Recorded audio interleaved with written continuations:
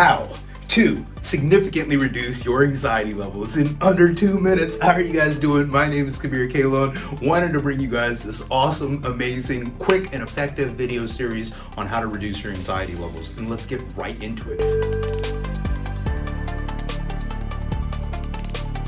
How we're going to do it is we're going to talk about a major problem that is causing it, and it's one of those problems that not a lot of people talk about, and then some ways to solve it. Let's get right into it, like I already said.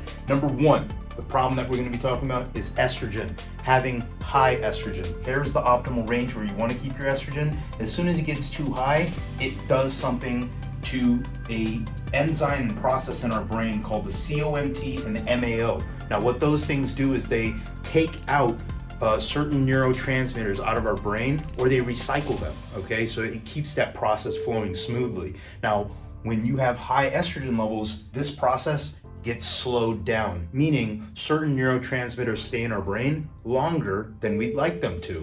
One of the neurotransmitters that stays in our brain longer than we would like to because of high estrogen and a slowed down COMT and MAO is dopamine.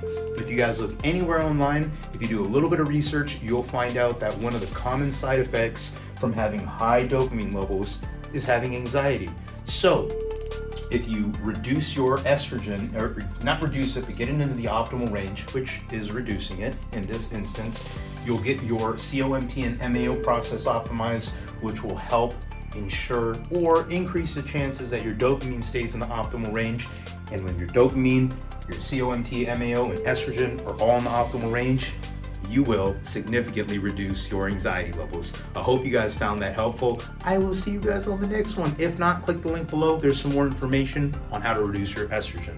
Bye-bye.